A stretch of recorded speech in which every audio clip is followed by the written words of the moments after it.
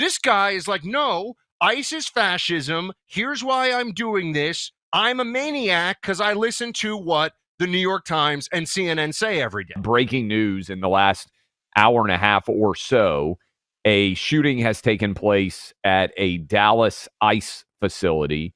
A sniper on a roof who has engraved anti-ICE messages on his bullets, not dissimilar to what happened with Luigi Mangione, left-wing shooter who assassinated the United Healthcare CEO, not dissimilar to the person who killed Charlie Kirk in an act of cold-blooded political assassination. This has become quite the left-wing trend.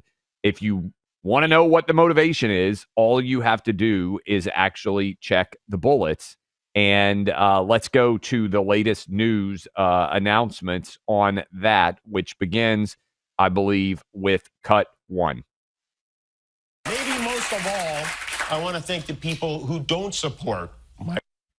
Well, that's nice. We'll get to Jimmy Kimmel in a little bit, but the top of the list here for the shooting that just took place, this is going to be, if I need to pull up the exact number, right off the top of the list, cut two, FBI Special Agent in charge Joe Rothrock is telling us just what happened in Dallas. I can confirm at this time that the FBI is investigating this incident as an act of targeted violence. It is unfortunately just the most recent example we've seen of targeted violence, to include here in North Texas, where back on July 4th, we saw a coordinated attack carried out against an immigration detention center in Alvarado, Texas.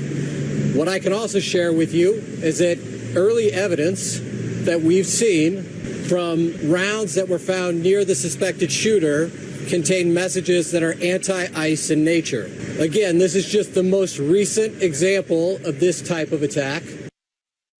Okay, so, Buck, this is direct result of the rhetoric we've been hearing for some time. This is left-wing terrorism. This is anti-Republican, anti-Trump, anti-rule of law terrorism. I don't know why there's a hesitation to say this. Maybe because I think I would still qualify as a terrorism expert. I feel like I can just say this. I used to argue with people about this when it was in the old jihadist days. We had all this jihadist terrorism happening, and as we know, there'd be very clear motivation, and they would always say, we'll never know the real motives.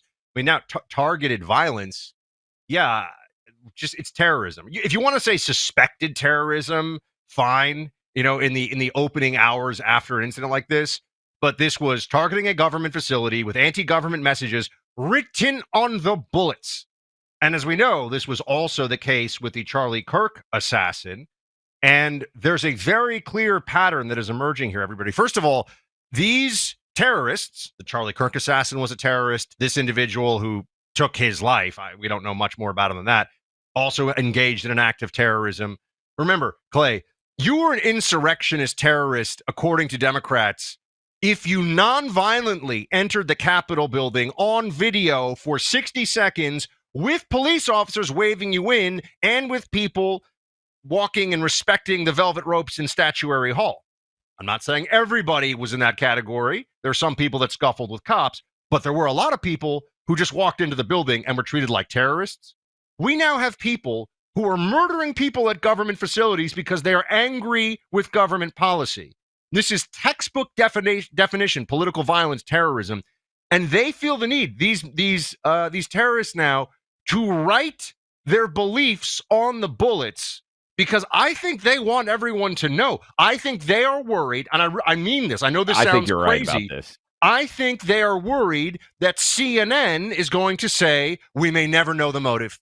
We may never know the motive of this guy. This isn't about left or right. This guy is like, no, ICE is fascism. Here's why I'm doing this. I'm a maniac because I listen to what the New York Times and CNN say every day. Let me ask you this. I think he wants to make it explicit. You are more knowledgeable on weaponry than me. This whole engraving messages on bullets thing, it obviously is becoming a trend. I think, to your point, the reason it's becoming a trend is because these left-wingers have heard left-wing media say every time a left-winger does something, we may never know the reason that he did this, right? Anytime somebody has a connection to the right or Trump, instantaneously it's, well, this is what happens in Trump's America. Anytime somebody engages in left-wing political violence, terrorism, as you just said, the immediate response from the media is, well, there's a lot of conflicting stories here. We may never know the motive. So they're saying, here is my motive. But how weird is it to engrave bullets? Is this easy to do? Is this common? What have you seen in your sort of gun background? It's not hard to do at all. It's obviously. But is this a popular trend? I mean, no. If you're asking, I have fired tens of thousands of rounds in my life. I have never seen or done a bullet engraving in my life. No, this is not a thing that people generally do for fun. I mean, think about it. If you're going to a range, it makes no sense. Why would you do this? That was my general idea, but you're more knowledgeable on weaponry than me. But it has become a left-wing trend with Luigi Mangione, with now the shooter of Charlie Kirk, and now this one. I think we've stumbled on for everybody here, and this will now reverberate through the broader ecosystem, and I hope that it does. I hope people on the right understand this. They are writing their motives on the bullets because the terrorists want everyone to know, and they're sick of CNN for political reasons pretending that we may never know. Amen. We'll take some of your reactions, and certainly as we continue the show, Jim Jordan going to join us top of the next hour, Senator Rick Scott. I do think Jim Jordan's discussion we're going to have is important because what we can only do to combat this is call it out. And in order to call it out, you have to have free and fair access to many of the platforms that everybody uses, and we didn't have that on YouTube for a very, very long time. Speaking of violence, it's been 2 years since Hamas terrorists murdered more than 1,200 innocent Israelis, took 250 hostages before the day was over. In a couple of weekends, there's going to be a special remembrance called Flags of Fellowship, a movement of support for the people of Israel organized by the International Fellowship of Christians and Jews. The date, Sunday, October 5th, just a couple of weeks away. Millions of people across America will plant an Israeli flag in honor and solidarity with the victims of October 7th, 2023, and their grieving families. To learn how you can join the Flags of Fellowship movement, visit the fellowship online at ifcj.org. Stand up for Israel and join the movement today. That's ifcj.org. Hey, don't forget to subscribe to our YouTube channel. And be sure to hit that like button.